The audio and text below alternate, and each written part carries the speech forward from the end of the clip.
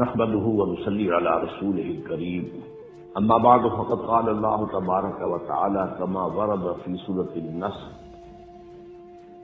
اعوذ بالله من الشيطان الرجيم بسم الله الرحمن الرحيم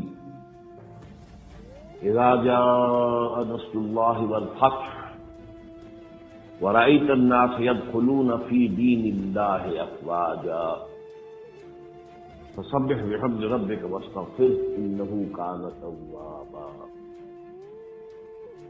فقال عز وجل كما ورد في سورة التوبة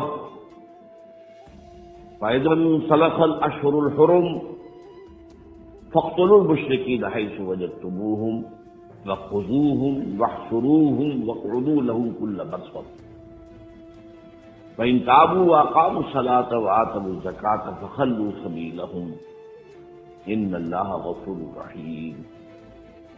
وقال عز وجل كما ورد في سورة الحجرات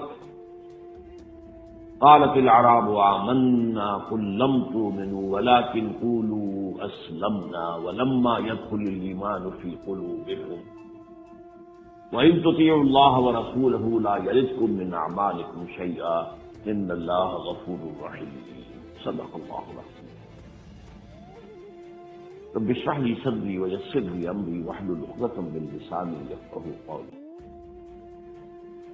اللهم ربنا ألهمنا رشدنا وأعذنا من شرور أنفسنا. اللهم أرنا الحق حقا وارزقنا اتباعه وأرنا الباطل باطلا وارزقنا اجتنابه آمین یا رب العالمین. حضرات، فہم قرآن کا جہاں سے تعلق ہے،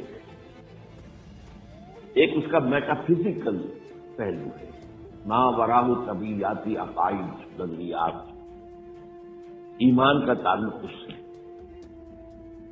ایک اس کا مورل اسپیکٹ ہے، اخلاقیات، عام انسانی اخلاقیات کی، اور خصوصاً پھر اس میں جو ایک منزل تعمیر ہوتی ہے ایمان کی بنیاد پر، اسلام کی بنیاد پر. اسی طرح اس کا ایک اسپیکٹ جو ہے یا ایک ڈائمنشن جو ہے وہ فزیکل سائنسز کے حوالے سے، اور آج کل اس پر کافی توجہ ہو رہی ہے. متعدد کتابیں جو ہیں اس موضوع پر چھپی ہیں کہ جو فزیکل سائنسز کے فینومینا کا ذکر ہے قرآن مجید میں، وہ قرآن کی حقانیت کو گویا کہ دن بدن مزید مبرہن کرتا چلا جاتا ہے. قرآن مجید نے کہا بھی تھا یہ سورہ حامیم و سجدہ کے آخر میں، سنُرِيهِمْ آيَاتِنَا فِي الْآفَاقِ وَفِي أَنفُسِهِمْ حَتَّى يَتَبَيَّنَ لَهُمْ أَنَّهُ الْحَقُّ. ہم انہیں اپنی نشانیاں دکھائیں گے آفاق میں بھی اور ان کے اپنے اندر بھی، نفسیات میں بھی، اور یہ جو کاسمولوجی کہہ لیں اسے، ہر چیز کے اندر ہماری نشانیاں ہیں، اور وہ روشن کی طرح آیا ہوتی چلی جائے گی، یہاں تک کہ انہیں یقین ہو جائے گا کہ قرآن ہی حق ہے. یہ باتیں قرآن نے 1400 برس قبل بتائی تھی، جن تک ہماری سائنس آج پہنچی ہے بمشکل. تو یہ بھی ایک اسپیکٹ ہے. تو یہ مختلف اسپیکٹس ہیں جس کو میں ڈائمنشن بھی کہہ رہا ہوں قرآن مجید کی تعلیمات اور قرآن کے فہم کی مدد. ایک خاص اس کا جو فہم ہے، اس کی جو ڈائمنشن ہے، وہ اس کے بغیر انسان حاصل نہیں کر سکتا جب تک کہ یہ نہ سمجھے کہ یہ قرآن ایک مینول آف ریولیوشن ہے، ہدایت نامہ انقلاب ہے. انقلاب کیسے برپا کیا جائے، اس کے مختلف مراحل پر کیا ہدایات ہے، اس میں کیا ترتیب ہوگی. تو اس پہلو سے واقعہ یہ ہے کہ قرآن مجید کا یہ فہم جو ہے کہ یہ ایک مینول آف ریولیوشن ہے. جیسے ہم جب میڈیکل کالج میں داخل ہوئے تو مینول آف ڈسیکشن، ایناٹمی کے زمانے میں سب سے پہلی اہم کتابوں میں یہ ملی تھی. ہدایات تھی، ذرا فلاں جگہ پر ڈیڈ باڈی کے اوپر ڈسیکشن ہوتی تھی، وہاں سے آپ کو تو یہ نظر آئے گا، پھر ذرا اس کو ہٹاؤ تو یہ نظر آئے گا، پھر اس کو ادھر ادھر تو یہ نظر آئے گا. اسی طرح قرآن مجید ایک انقلابی عمل کے مختلف مراحل کو کھولتا چلا جاتا ہے. جب تک کوئی شخص اس پہلو سے قرآن پر غور نہ کرے، قرآن کا یہ خاص پہلو جو ہے فہم کا، وہ اس پر واضح نہیں ہو سکتا. اسی طرح سیرت النبی کا معاملہ ہے. سیرت النبی ایسے واقعات کے حوالے سے، ایک یہ کہ حضور کی جو خلق عظیم ہے، آپ کے اخلاق فاضلہ ہے، ان کے حوالے سے ظاہر بات ہے کہ مختلف پہلو ہے سیرت النبی کے بھی، لیکن سیرت النبی کا بھی بعض پہلو ایسے ہیں اور بعض عقدے ایسے ہیں جو حل نہیں ہوتے جب تک یہ انقلاب کی بات سامنے نہ ہو، کہ مختلف مراحل سے عمل انقلاب تھے۔ یہ جو میں نے بارہ آپ کو بتایا، ٹائنبی نے فکرہ کس کر دیا، وہ پچھلی صدی کا عظیم ترین فلاسفر آف ہسٹری، ہسٹری اور ہے، فلاسفی آف ہسٹری اور ہے، دونوں نظام علیحدہ ہے۔ Muhammad failed as a prophet but succeeded as a statesman. اب اس جہالت کی بنیاد کیا ہے کہ اس کے سامنے وہ انقلابی عمل نہیں ہے۔ یہ ایک انقلابی عمل کے دو سٹیجز ہیں، اور وہ سٹیجز کے بغیر انقلاب تکمیل نہیں پاتا۔ اسی کی تتمہ میں منٹگومری واٹ نے دو کتابیں لکھ ماری، محمد ایک مکہ، محمد ایک مدینہ، اور اگرچہ محمد ایک مدینہ نامی کتاب میں اس نے حضور کو جو ٹریبیوٹس پے کیے ہیں، جو آپ کی تعریف کی ہے، جو آپ کی تحسین کی ہے، واقعہ یہ ہے کہ وہ شاید کسی مسلمان اہل قلم سے بھی ممکن وجود میں نہ آ سکے، لیکن اصل کیا اس میں پھر ہے کہ تضاد دکھایا ہے۔ محمد ایک مکہ کچھ اور تھے، محمد ایک مدینہ کچھ اور ہو گئے، وہی ٹائم کی بات۔ مکے والا محمد تو ملتا جلتا ہے حضرت یحییٰ سے، حضرت عیسیٰ سے علیہ السلام، مدینے والا محمد تو اور ہی کچھ ہے، یوسف صالح ہے، یہ تو صدر مملکت ہے، یہ تو چیف جسٹس ہے، یہ تو بڑا متضاد ہے۔ اسی طریقے سے واقعہ یہ ہے کہ ایک عام آدمی کے لیے بھی سوال سامنے آتا ہے، ایک تضاد نظر آ رہا ہے۔ مکے میں حکم یہ ہے کہ تمہارے جسم کے ٹکڑے اڑا دیے جائیں، تم نے ہاتھ نہیں اٹھانا۔ مدینے میں آ کر آتا ہے کہ وہ اینٹ کا جواب پتھر سے دو، تضاد ہے کہ نہیں؟ تو ایک عام شخص جو ہے اس پہ اعتراض کر سکتا ہے۔ اسی طرح صلح حدیبیہ میں دم کر صلح کی جا رہی ہے، جبکہ صحابہ کرام کا خون کھول رہا ہے، لیکن ایک سال کے بعد جب مکے کا سردار آتا ہے مدینے خود چل کر کے صلح کی تجدید کر لیجیے، مجھے سن بھی نہیں رہے بات اس کی، تضاد ہے کہ نہیں؟ یہ تضادات حل ہوتے ہیں اس سے کہ ایک انقلابی عمل تھا۔ انقلابی عمل میں ایک مرحلہ ہوتا ہے جماعت تیار کرنا، ڈیڈیکیٹڈ لوگ، کمیٹڈ لوگ، ڈسپلن لوگ، تن من دھن قربان کر دینے کے لیے تیار لوگ۔ پہلا مرحلہ یہ ہے، اس کے تقاضے کے ساتھ، اور دوسرے مرحلے میں اس طاقت کو ٹکرانا ہے، باقی کی قوت سے ٹکر لینی ہے۔ یہ دو مرحلے ہیں، پہلے مرحلے کا تقاضا کچھ اور ہے، دوسرے مرحلے کا تقاضا کچھ اور ہے۔ تو اگر یہ ریولیوشنری پروسیس سامنے نہ ہو تو یہ مسائل حل نہیں ہوتے۔ اسی طریقے سے یہ جو حضور کی حیات طیبہ کے دوران ایک بغاوت کی سی کیفیت عرب کے اندر پیدا ہو گئی اور بڑی زبردست خانہ جنگی ہوئی حضور کے وصال کے فوراً بعد۔ پھر خلفائے ثلاثہ جو ہیں وہ شہید کیے گئے۔ اس کا تاریخی پس منظر بھی آپ کو سمجھ میں نہیں آ سکتا، یہ کیوں ہے؟ یہ آئسولیٹڈ واقعات نہیں ہے، یہ در حقیقت ایک بات سمجھ لیں گے تو سمجھ میں آ جائے گی۔ وہ کیا ہے؟ ہر ریولیوشن کا خاصہ ہے، یہ لازمی بات ہے کہ جب وہ کامیاب ہو جاتا ہے تو اس سے کچھ عرصے کے بعد کاؤنٹر ریولیوشنری موومنٹ شروع ہوتی ہے۔ ہوتا کیا ہے؟ ایک جماعت انقلاب لانے کے لیے کھڑی ہوئی، اس نے قربانیاں دی، اس نے سب تقاضے پورے کیے، جو مخالفین تھے مخالفت کرتے رہے، مقابلہ کرتے رہے، ریزسٹ کرتے رہے۔ ایک جگہ پر آگے محسوس کیا کہ اب ہم ریزسٹ نہیں کر سکتے، it's no use continuing resistance, لہذا سر جھکا لو بھائی۔ میں کہا کرتا ہوں اس کو پنجابی میں جو کہتے ہیں نیوی پاؤ، اس وقت جو ہے سر جھکا لو، لیکن ذرا وقت ملے گا پھر ہم ذرا موقع محل دیکھ کر بات کریں گے۔ یہ ہر ریولیوشن کا خاصہ ہے، ہر ریولیوشن کہ آخری اسٹیج پر آ کر مخالفین جو انقلاب کے ہوتے ہیں وہ دب جاتے ہیں، چھپ جاتے ہیں، کور لے لیتے ہیں، اور پھر موقع دیتے ہیں اور موقع پر پھر وہ بغاوت کرتے ہیں، اس ریولیوشن کو ختم کرنے کی کوشش کرتے ہیں۔ یہ چیز جو ہے اگر آپ کو سمجھ میں آ جائے تو در حقیقت وہ واقعات جو ہیں جن کی طرف میں نے اشارہ کیا کہ حضور کی زندگی ہی کے اندر وہ آثار شروع ہو گئے تھے۔ چنانچہ مدعیان نبوت کھڑے ہو گئے۔ آپ کو معلوم ہے طلیحہ اسدی مسیلمہ کذاب یمامہ تھا، اسود عنسی سجا ایک عورت اپنے اپنے علاقوں میں ہم بھی نبی ہیں۔ انہوں نے سوچا یہ محمد کو اتنی بڑی کامیابی نبوت سے حاصل ہوگی صلی اللہ علیہ وسلم، دعویٰ نبوت ہی تھا نا، آؤ نا ہم بھی سیر کریں کوہ طور کی، چلو دعویٰ کرو۔ اور ان کے دل خاصی بڑی بڑی طاقتیں دبا ہوتی ہیں، کافی بڑی بڑی طاقتیں دبا ہوتی ہیں۔ چنانچہ مسیلمہ کذاب نے تو جو رزسٹ کیا ہے، کیونکہ بالآخر جو ہے یہ ایک نبی نبوت کا دعویٰ کرنے والا مرد مسیلمہ اور ایک عورت سجا، ان دونوں نے آپس میں شادی بھی کر لی، وہ تو ڈبل نبوت ہو گئی۔ اور ان کی بہت بڑی طاقت، بہت بڑی طاقت۔ یہ یمامہ کے علاقے کے لوگ جو ہیں بنو تمیم، یہ بہت تند خو، بہت سرکش، بہت جنگجو، بہت سخت لوگ تھے۔ ان کو رجسٹ کرنا آسان نہیں ہوا۔ ایک مرتبہ کو ایک لشکر جو حضرت ابوبکر نے بھیجا اس کو وہ شکست ہوئی۔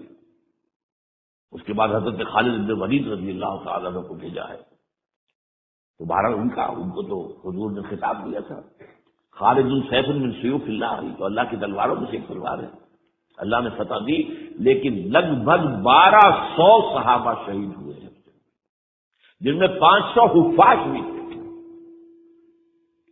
چنانچہ اسی سے اندیشہ پیدا ہوا تھا کہ یہ تو قرآن مجید ضائع ہو جائے گا، ابھی تک ہمارے پاس کتابی شکل میں تو ہے نہیں، در چھپے ہوئے دوسرے چھاپا کھانا کا سوال ہی نہیں تھا۔ اصل حفاظت اس کی سینوں کے ذریعے سے ہو رہی تھی۔ اگر حفاظ کا یہ معاملہ ہوا تو قرآن مجید ضائع نہ ہو جائے۔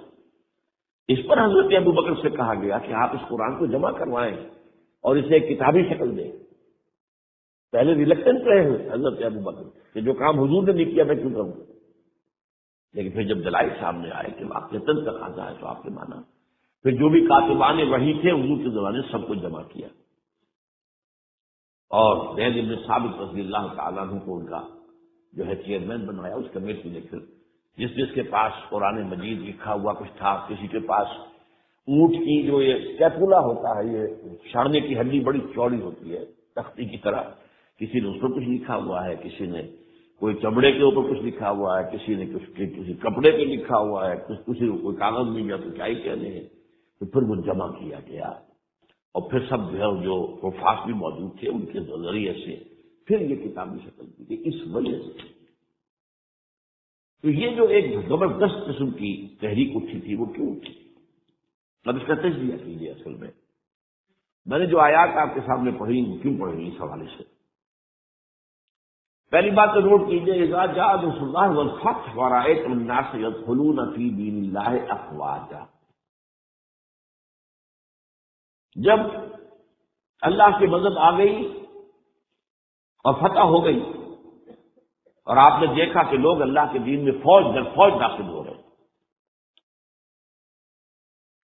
یہ جو فوج در فوج داخل ہونے کا فینومینن ہے، کیا اس میں یہ بات سمجھ میں آتی ہے کہ سب کے سب خالص مخلص مومن تھے؟ وہ تو یہ ہے کہ فتح کے بعد اب انہوں نے سمجھا کہ جب مسلمانوں نے مکہ فتح کر لیا تو اب کون ان کے مقابلے میں آئے گا؟ قریش شکست کھا گئے، it's no use continuing resistance, let us go and declare our submission. جہاں کہتے ٹھیک ہے، تو یہ دین میں داخل ہونا تھا، یہاں لفظ ایمان نہیں لایا گیا، اس نظام اطاعت میں شامل ہو گئے۔ اس کو نوٹ کیجیے اس پر، اذا جاء نصر اللہ والفتح ورأيت الناس يدخلون في دين الله افواجا، اللہ کے دین میں داخل ہو گئے، اس نظام اطاعت کے اندر داخل ہو گئے، اور ان کا سمعنا واطعنا، اب ہم سنیں گے اور مانیں گے۔ اچھا، یہ تو وہ فتح مکہ کے بعد ہے۔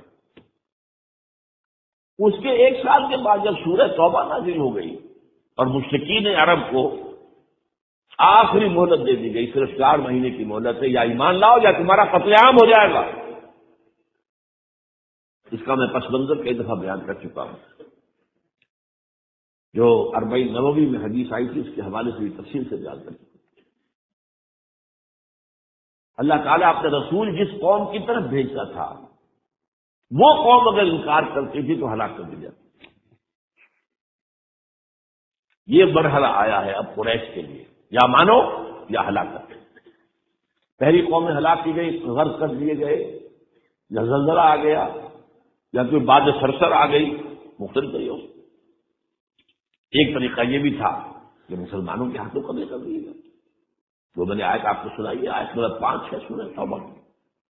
فَإِذَا انْسَلَخَ الْأَشْهُرُ الْحُرُمُ، اب یہ جو 4 مہینے کی ان کو مہلت دی جا رہی ہے، جب یہ ختم ہو جائے تو اے مسلمانوں فَاقْتُلُوا الْمُشْرِكِينَ حَيْثُ وَجَدتُّمُوهُمْ، اب قتل کرو ان مشرکوں کو جہاں کہیں بھی پاؤ، وَخُذُوهُمْ، پکڑو انہیں، وَاحْصُرُوهُمْ، ان کا گھیراؤ کرو، محاصرہ کرو، وَاقْعُدُوا لَهُمْ كُلَّ مَرْصَدٍ، اور ہر جگہ گھاس لگا کر بیٹھو انہیں گرفتار کرنے کے لیے۔ فَإِن تَابُوا وَأَقَامُوا الصَّلَاةَ وَآتَوُا الزَّكَاةَ فَخَلُّوا سَبِيلَهُمْ، پھر وہ اگر توبہ کر لے، اپنے شرک سے باز آ جائیں اور پھر وہ نماز قائم کریں اور زکوٰۃ ادا کریں تو ان کا راستہ چھوڑ دو۔ ان اللہ غفور رحیم، اللہ غفور رحیم۔ اب اس کا تجزیہ کیجئے، جو لوگ اس تھریٹ کے تحت ایمان لائے ہیں ان میں تو ظاہر بات ہے غالب اکثریت ان کو ہوگی کہ جو دل سے ایمان نہیں لائے، تو جان بچانے کے لیے ایمان لائے۔ ایسے بھی لوگ سے تاریخ سے معلوم ہوتا ہے کہ جنہوں نے اس پریشر کے تحت ایمان اسلام قبول کرنے سے انکار کر دیا وہ عرب چھوڑ کر چلے گئے۔ کہتے ہیں کہ یہ جو ہمارا ایک کافرستان ایک علاقہ ہے، یہ جو واخان کی پٹی کے ساتھ ہی ہے، اور اس کے ساتھ ملتا ہوا ایک صوبہ ہے نورستان افغانستان میں، یہ ایک قوم ہے، ان کا کہنا یہ ہے کہ ہم ان لوگوں میں سے ہیں کہ جو ان آیات کے نزول کے بعد جو عرب چھوڑ کر باہر گئے کہ ہم نہیں مانیں گے اسلام۔ پھر جیسے جیسے ہم پڑھتے گئے پیچھے پیچھے اسلام بھی آ رہا تھا، فتوحات ہو رہی تھی، تو آگے آگے ہم پیچھے پیچھے اسلام، یہاں تک کہ ہم آ کر ہمارے آباء اجداد ان پہاڑوں میں آ کر انہیں پناہ لے لی۔ یہ چترال کا علاقہ اور یہ سارا جو ہے یہاں پر، تو یہ کہتے تھے ہم ان کرشیوں میں سے، ان کا ایک سردار اور ایک عالم مجھ سے ملا بھی تھا۔ اس کے بعد یہ ہوا کہ وہ علاقہ تقسیم ہو گیا۔ احمد شاہ ابدالی نے جب بنایا ہے نیا نقشہ افغانستان کا تو اس میں سے ایک حصہ اس علاقے کا افغانستان میں چلا گیا۔ وہاں امیر دوست محمد والی کابل نے انہیں کر دیا، وارن کر دیا کہ آپ اتنی مہلت کے اندر ایمان لاؤ یا قتل کر دیے جاؤ گے، یعنی وہ سزا جس سے بھاگے تھے تمہارے آباء و اجداد وہ یہاں آ جائے گی، وہ ایمان لے آئے۔ وہ علاقہ نورستان کا علاقہ ہے، اسلام کے نور سے منور ہو گیا وہ، اور اس کے ساتھ کا علاقہ پاکستان میں وہ ابھی تک کافرستان ہے، اس کو انہوں نے بلکہ ہماری حکومت نے بھی مینٹین کیا ہوا ہے، وہاں کسی کو تبلیغ کی اجازت نہیں ہے، کچھ نہیں۔ وہ چاہتے ہیں کہ یہ سیاحت کے لیے سیاحوں کی آمد کو دیکھیں آ کر ان لوگوں کو، وہ برقرار رکھا ہو پورا۔ بہرحال یہ تجزیہ یہ کرنا ہے کہ جو لوگ اس وقت ایمان لائے ان میں اگر اکثریت نہیں تو بہرحال بہت بڑی تعداد ایسے لوگوں کی تھی کہ جنہوں نے صرف جان بچانے کے لیے وہ جو ہے وہ اپنا ایمان لانا جو ہے اور اسلام میں داخل ہونا قبول کیا، ورنہ حقیقت میں وہ تعداد ہے۔ اس کے بعد حضرت ابوبکر کی خلافت کے دوران اس سے بھی بڑا فتنہ کھڑا ہو گیا، ہم زکوٰۃ نہیں دیں گے، زکوٰۃ جو ہے وہ ہم دیں گے، خود تقسیم کر لیں گے، خود تقسیم کر دیں گے۔ حضرت ابوبکر رضی اللہ تعالیٰ عنہ نے طے کیا اس کے خلاف جہاد، جنگ، کیونکہ یہ سورہ توبہ کی 5ویں آیت کے اندر بھی یہ ہے، 2 شرطیں ہیں، اگر وہ توبہ کریں اور نماز قائم کریں اور زکوٰۃ دیں۔ اسی کے حوالے سے جب کہا گیا تھا حضرت ابوبکر سے کہ آپ ان کے خلاف قتال نہ کیجیے، یہ مرتد تو نہیں ہوئے، اسلام سے منکر نہیں ہوئے، کوئی نئی نبوت کو دعویٰ نہیں کیا، اور زکوٰۃ کے بھی منکر نہیں ہے اس معنی میں کہ زکوٰۃ نہیں دیں گے، کہتے ہیں کہ ہم خود جو ہے اس زکوٰۃ کا بندوبست کریں گے۔ یہ عظیمت تھی حضرت ابوبکر کی رضی اللہ تعالی عنہ۔ آپ نے کہا کہ اگر یہ حضور کے زمانے میں اونٹ دیتے تھے زکات میں اور ساتھ ہی اس کو باندھنے والی رسی بھی دیتے تھے، اب اگر یہ کہیں گے کہ اونٹ لے جاؤ رسی نہیں دیتے تو بھی میں جنگ کروں. ایسے پیارے الفاظ ہیں. ایوبدل الدین وانا حی، کیا دین میں تبدیلی کر دی جائے گی، دین میں ترمیم کر دی جائے گی جبکہ ابھی میں زندہ ہوں؟ میرے ہوتے یہ نہیں ہو سکتا. حالانکہ حضرت عمر فاروق جیسی شخصیت بھی مشورہ دے رہی تھی. دیکھیے 2 محاذ پہلے کھلے ہوئے ہیں. جیسے اسامہ کو حضور نے تیار کیا تھا، آپ نے بھیج دیا، ٹھیک کیا. پھر جو نبی نبوت کے دعوے دار تو کھلے مرتد ہو گئے، ان کے خلاف جہاد کے بالکل ضروری تھا. اب تیسرا یہ محاذ مسلمانوں کے دل ویسے زخمی ہے، حضور کے انتقال کے بعد مورال جو ہے مسلمانوں کا گرا ہوا ہے. یہ عظیمت کی حضرت عمر. اب اس کو یوں سمجھیے ذرا تاریخی اعتبار سے تجزیہ کیجیے. اسلام کی فتح کا مطلب مذہبی اعتبار سے کس کی شکست تھی اور سلطنت کے اعتبار سے کس کی شکست تھی، اسی سے پتہ چلے گا کہ کاؤنٹر ریولیوشنری موومنٹ وہیں سے آئے گی. اسلام کے غلبے کا مطلب تھا شرک کا خاتمہ. لہذا جو مشرک تھے عرب کے سابق جو اسلام لے آئے تھے، قالت الاعراب آمنا قل لم تؤمنوا ولکن قولوا اسلمنا، پورا تقریباً بدو عرب مرتد ہو گئے. بدو عرب کہ مکہ مدینہ یہ شہر یہ بچے ہیں، ورنہ اکثر و بیشتر یہ اعراب. اسی لیے شاید کے الفاظ سے قالت الاعراب آمنا قل لم تؤمنوا ولکن قولوا اسلمنا ولما يدخل الايمان في قلوبكم. انہی میں سے یہ مدعیان نبوت اٹھے، انہوں نے ہی زکات کا انکار کیا. تو پہلا کاؤنٹر ریولیوشن حضور کے ریولیوشن کے خلاف جزیرہ نما عرب سے اندر سے برآمد ہوا ہے، مدعیان نبوت کی شکل میں اور منکرین زکات کی شکل میں. بہرحال حضرت ابوبکر صدیق رضی اللہ تعالی عنہ کی جو اقبال نے اشعار کہے ہیں حضرت ابوبکر کی شان میں، اگر کہ ویسے تعداد دیکھی جائے تو حضرت علی، حضرت حسین کے، حضرت فاطمہ رضی اللہ تعالیٰ عنہ کی شان میں جو اشعار ہے وہ بہت زیادہ ہے تعداد میں. لیکن حضرت ابوبکر کی شان میں بھی چند اشعار جو ہے لیکن وہ بہت ٹاپ ہے. امن الناس بر مولا ماں، کلیم اول سینا ماں، ہمت کس امت رات ابر، ثانی اسلام و غار و بدر و قبر. یہ 2 اشعار بڑی بڑی یوں سمجھ لیجیے کہ غزلوں پر اور مسئلے ابھارے. امن الناس، حضور نے فرمایا تھا مجھ پر جس جس نے کوئی احسان کیا ہے میں نے بدلہ چکا دیا سوائے ابو بکر. اس کے احسانات کا بدلہ صرف اللہ لے. امن الناس سے برمول، میرے مولا محمد صلی اللہ علیہ وسلم پر سب سے زیادہ احسان کرنے والا کون؟ ابو بکر. اور کلیم اول سینا ماں، جیسے صحرا سینا پر، کوہ سینا پر حضرت کلیم اللہ سے ہم کلام ہوئے. تو نبوت محمدی کے پہاڑ پر سب سے پہلے ابو بکر آئے. کلیم اول سینا ماں، ہمت، یہ لفظ جو میں چاہتا تھا لانا، ہمت، ان کے اندر ہمت تھی جو ول پاور تھی. ہمت وہ کشت ملت رات اب، وہ تو بالکل ایسے ہے کہ جیسے کسی کھیتی کے اوپر ابر کا پانی برسے تو کھیتی لہلا اٹھتی ہے. یہ کام کیا ہے ہمت ابو بکر نے رضی اللہ تعالی، عظیمت. اور پھر جو واقعی ہے ثانی اسلام و غار و بدر و قبر، پورے دیوان سے ایک دوسرے کے اوپر جو ہے انصاف کر دیے جائیں. اسلام میں بھی نمبر 2 حضور کے بعد پہلے کون؟ ابو بکر. غار میں نمبر 2 غار ثور میں حضور کے ساتھ کون؟ ابو بکر. بدر میں نمبر 2 جب وہ بنا دی گئی تھی جھونپڑی اور وہاں حضور سجدے کر رہے تھے دعائیں، کون کھڑا تھا پہرے پر تلوار لے کر؟ ابو بکر. قبر میں نمبر 2 حضور جہاں دفن ہوئے وہیں نمبر 2 پر دفن ہوئے حضرت.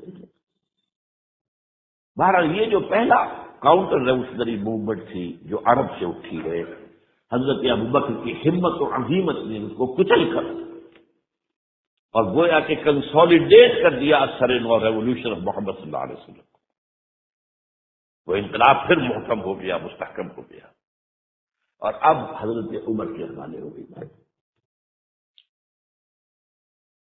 اچھا، مذاہب میں کس مذہب نے سب سے زیادہ زک اٹھائی اسلام سے؟ پہلے شرک، دوسرا یہودیت. عیسائیت سے تو مقابلہ ہوا ہی نہیں، کوئی جنگ نہیں ہوئی ہے عیسائیوں سے. غزوہ موتا ہوا لیکن وہ بھی آخری دنوں میں، اور میں کئی دفعہ بیان کر چکا ہوں کہ عیسائیوں کا طرز عمل مسلمانوں کے ساتھ بہت بہتر تھا. نجاشی نے پناہ دی تھی، ہرقل جو ہے تیار تھا اسلام لانے کے لیے. ہرقلیس چاہتا کیا تھا؟ جیسے سن 300 عیسوی میں قسطنطین جو ایمپرر تھا وہ ان کا وہ عیسائی ہو گیا اور پوری مملکت عیسائی ہو گئی، تو نظام انٹیکٹ رہا، ایمپرر جو کا تو قائم رہا. اگر صرف ایمپرر قبول کرتا پوری قوم نہ کرتی تو معاملہ فساد ہو جاتا. وہ یہ چاہتا تھا کہ اب میری پوری قوم میرے ساتھ جو اسلام لے آئے. وہ ایک لمبی بات ہے، اس میں تفصیل میں نہیں جا سکتا. بہت پیاری حدیث ہے، بڑی طویل، جو اس کا مکالمہ ہے، جو کہ اس نے ابو سفیان سے اس وقت تک ایمان وہ نہیں لائے تھے. جب حضور کا خط پہنچا ہرقل کے پاس تو اس نے کہا کہیں کوئی عرب کے کوئی لوگ آئے ہوئے ہیں آس پاس، کوئی تاجر آیا کرتے تھے وہاں. معلوم وہاں ایک قبیلہ آیا ہوا تو انہیں وہ ابو سفیان قبیلہ لے کر گئے ہوئے تھے، ان کو بلایا گیا. بہرحال وہ ایک لمبی بات ہے، حدیث ہے موجود بخاری سے. یہودیت کی کمر ٹوٹی. 3 ان کے قبیلے تھے بڑے زوردار، وہ مدینے سے نکالے گئے. ایک قبیلے کے تو تمام جوان مردوں کو قتل کیا گیا. پھر ان کے مضبوط قلعے تھے خیبر کے علاقے کے اندر، فدق پر، یہ ان سب میں سے نکالا گیا. تو جو اگریوڈ پارٹیز تھیں تو ایک اعتبار سے شرک، مشرکین، ان کی طرف سے تو آ گیا رد عمل، کاؤنٹر ریولوشن ہوتی ہے حضرت ابوبکر کے دور میں. لیکن میں یہودیوں کا ذکر اب بعد میں کروں گا. سلطنت کے اعتبار سے جس سلطنت کے چیٹڑے اڑ گئے وہ سلطنت ایران تھی. حضرت عمر کے ہاتھوں تو ختم ہو گئے، نسیہ منسیہ. سلطنت روما، اس کی صرف ایک ٹانگ ٹوٹی تھی 3 میں سے. وہ 3 وضع اعظموں پر پھیلی ہوئی سلطنت تھی Roman empire. Eastern Europe, northern Africa, western Asia. Western Asia میں شام اور ترکی کا علاقہ. شام لیا گیا اس سے، باقی تو اس کے پاس رہا. مشرقی یورپ بھی رہا، شمالی افریقہ بھی رہا. وہ رفتہ رفتہ بعد بھی جو ہے گیا.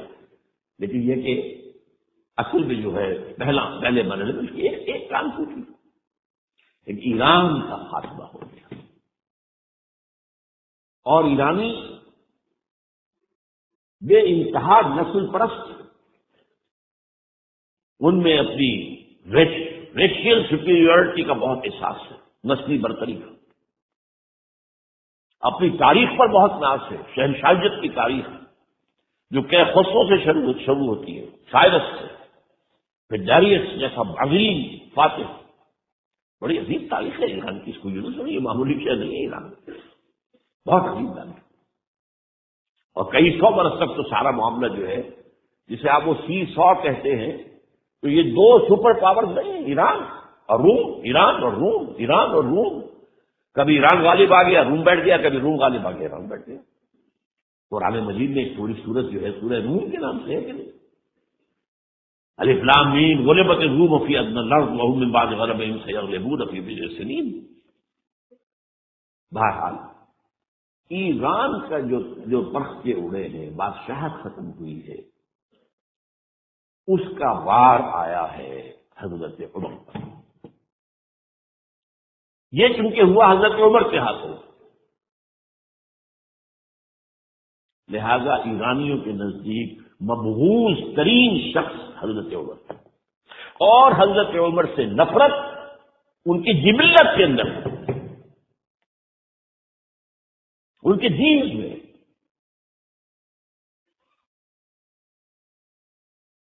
چنانچہ کس نے شہید کیا حضرت عمر کو؟ جی ابو لولو فیروز، ایک ایرانی غلام تھا حضرت مغیرہ کا رضی اللہ تعالی، اس نے آ کر حضرت عمر سے شکایت کی کہ حضرت مغیرہ جو ہے ان سے مکاتبت میں کر رہا ہوں، وہ مجھ سے بہت زیادہ پیسے مانگ رہے ہیں۔ مکاتبت یہ تھی کہ غلام طے کر لیتا تھا کہ میں کمائی کر کے تمہیں اتنے پیسے دے دوں گا، تو مجھے تم آزاد کر دینا، مکاتبت کہلاتا تھا۔ وہ اتنے پیسے مانگتے تھے، بہت زیادہ زیادتی کر رہے ہیں۔ حضرت عمر نے پوچھا کہ تم کیا کیا کام جانتے ہو؟ اس نے کہا میں یہ بھی جانتا ہوں، یہ بھی جانتا ہوں، یہ بھی جانتا ہوں، میں ترخان بھی ہوں، میں فلاں بھی ہوں، میں چٹنی بھی بناتا ہوں، میں یہ بھی کرتا ہوں۔ فرمایا کہ پھر تم پر یہ زیادہ نہیں ہے، جو مغیرہ تمہارے اوپر جس قدر رقم ڈال رہے ہیں زیادہ نہیں ہے، اور دیکھنا مجھے ایک چٹکی بنانی جانتے ہو تو ایک چٹکی مجھے بھی بنا کے دینا۔ کہا آپ کو تو میں وہ چٹکی بنا کے دوں گا جو ساری دنیا یاد کرے گی، دھمکی دے کے۔ اور حضرت عمر نے پہچان لیا تھا کہ دھمکی نہیں ہے۔ دوسری طرف اس کی پشت پر کون تھا؟ ہرمزان، یہ ایک بڑا جرنیل تھا ایرانی، شکست ہوئی، گرفتار ہو کر آیا کیونکہ بہت بڑا وار کرمنل تھا۔ اس کو فیصلہ کیا گیا اس کی گردن اڑا دی۔ اب اس کی چال دیکھیے، ایرانی ذہن کہ مجھے ذرا پانی پینے کے لیے دے دیں اس سے پہلے کہ میری گردن اڑائی جائے۔ حضرت عمر نے فرمایا ہاں پانی دے دو۔ اب پانی کا کٹورا ہاتھ میں کہتا دیکھیے مجھے ضمانت دیجیے جب تک میں یہ پانی نہ پی لوں مجھے قتل نہیں کریں گے۔ کہ ہاں ٹھیک ہے، جب تک تم یہ پانی نہیں پی لو گے تو میں قتل نہیں کیا۔ وہ کٹورا پھینک دیا پانی کا، کرو کا قتل مجھے کیسے کرتے ہو؟ تو یہ پانی تو میں نے نہیں پیا،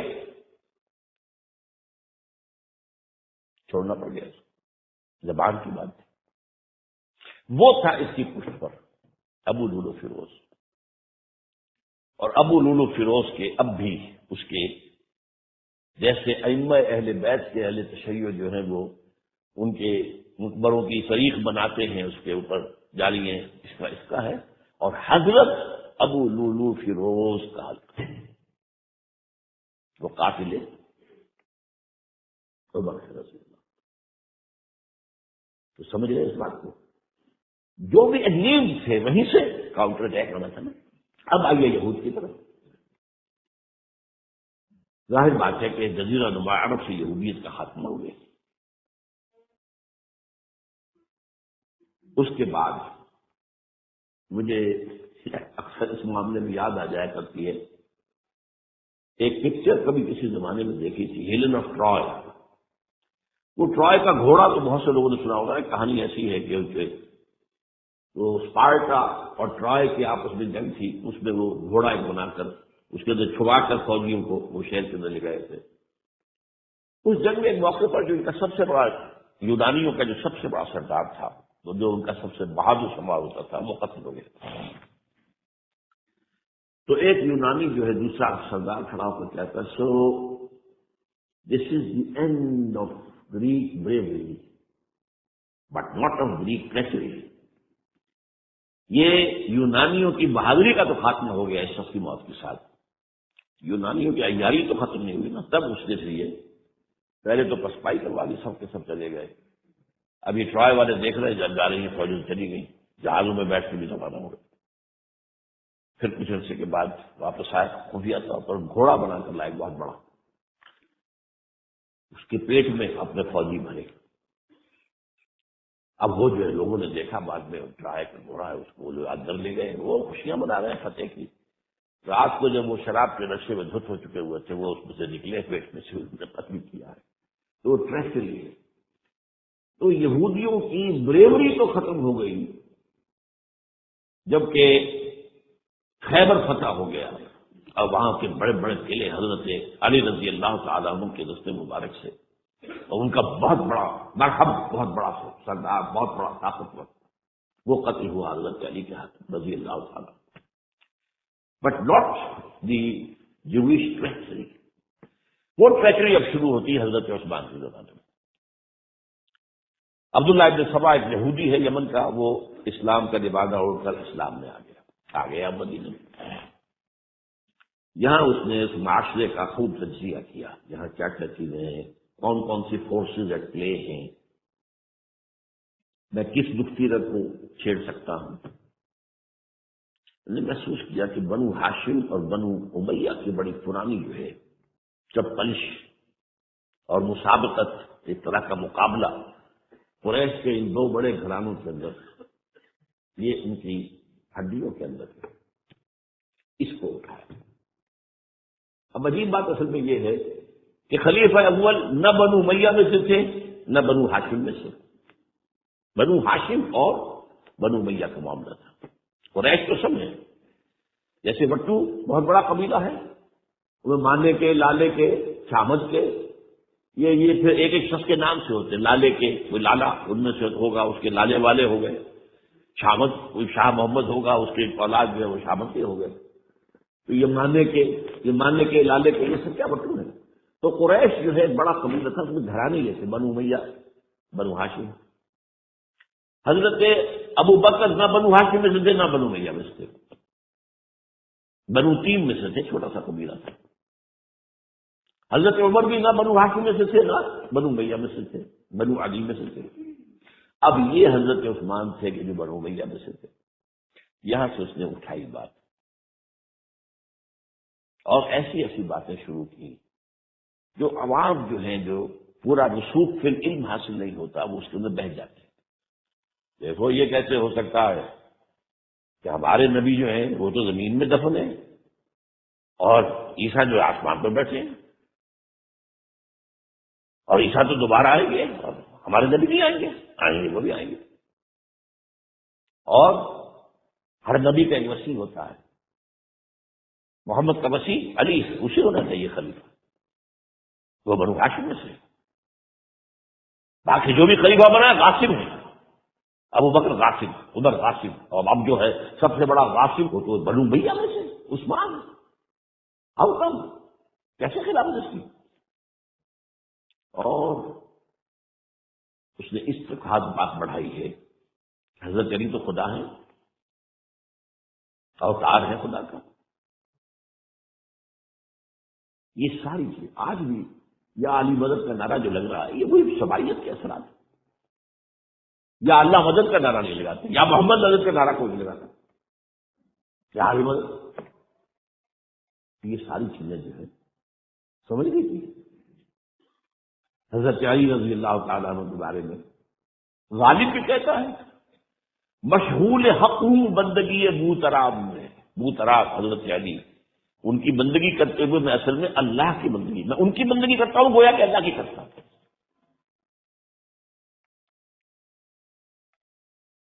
ہر کم علی کی ذات نہیں ہے خدا کی ذات، لیکن نہیں ہے ذات خدا سے جدا علی۔ یہ ساری باتیں اس نے پھیلائی اور فتنہ برپا، اور اس کی ایک خاص ٹیکنیک اس نے ایجاد کی۔ سب سے پہلے اس نے جا کر کوفے میں اپنا میدان جمایا۔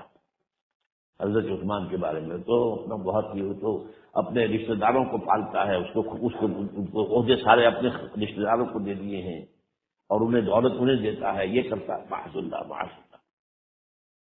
وہاں پہ ذرا کسی نے جو وہاں کے گورنر تھے ذرا بات پوچھ کی، تو وہاں اپنے ہم خیال چھوڑ کر شام چلا گیا، وہاں جا کے وہی بات، وہاں ایک گروپ بنا لیا، پھر مصر چلا گیا، وہاں جا کر وہی بات۔ اب ظاہر بات ہے اس زمانے میں نہ کوئی ٹیلی کمیونیکیشن، نہ کوئی ٹیلی فون، نہ کوئی تار، کوئی اطلاعات کا وہاں پہنچنا وغیرہ، اس میں یہ ہے کہ وہ فتنہ تو جنگل کی آگ کی طرح بڑھ گیا، اس کا معاوضہ کرنے والا جو ہے اس میں حضرت معاویہ نے کہا بھی رضی اللہ تعالیٰ عنہ، آپ ہمیں اجازت دیں ہم آ کے کچل دیں ان کو۔ گورنر کے شام کیوں نے کہا میں فوجیں لے کر آتا ہوں تو کچل دیتا ہوں۔ حضرت عثمان فرماتے نہیں، جب تک یہ کوئی ایسا جرم کر نہ دے کہ جس پر تو وہ گویا کہ زد میں آ جائے، قانون کی زد میں، اگر یہ مجھے قتل کرنا چاہتے قتل کر دیں، پھر اس سے قصاص لے لینا، لیکن جب تک یہ قتل کرتے نہیں تو میں کس جرم میں انہیں معلوم؟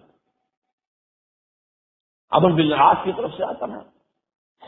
لیکن بہرحال یہ فتنہ اتنا بڑھا. مدینے میں حضرت علی کہتے رہے آپ ہمیں اجازت دیں، ہمیں ختم کریں. یہ ایک الگ بات ہے. میری کتاب جو ہے شہید مظلوم کا مطالعہ کیجیے، آپ اس کی تفصیل میں جانے کا یہ موقع دیں گے. یہ کتنی بڑی عظیمت ہے. لوگ سمجھتے ہیں کہ یہ تو بڑی کمزوری دکھائی حضرت عثمان. میں کہتا ہوں اس سے بڑی عظیمت کوئی نہیں ہو سکتی. انہوں نے کہا میں کسی کلمہ گو کا کی جان لینے کو تیار نہیں ہوں جب تک کہ اس کے اوپر کوئی جرم ثابت نہ ہو جائے.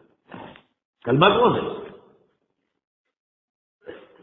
آپ اندازہ کیجیے، اس پر اڑے رہے ڈٹ جانا. یہ تو وہی بات ہے جو حابیل نے کہی تھی اپنے بھائی سے قابیل سے کہ بھائی جان اگر آپ مجھے قتل کرنے کے لیے ہاتھ بڑھائیں گے تو میں تو اپنا ہاتھ نہیں اٹھاؤں گا آپ کو قتل کرنے کے لیے. میں تو چاہتا ہوں کہ آپ اپنے گناہوں کے ساتھ میرے گناہ بھی لے جائیں. مجھے قتل کر دیں گے تو میرے گناہ کے حساب آپ کے خاتم ہو جائیں گے. حضرت عثمان 1000 مربع میل کا رقبہ ہے جس کے اوپر کہ ان کی حکومت چل رہی ہے،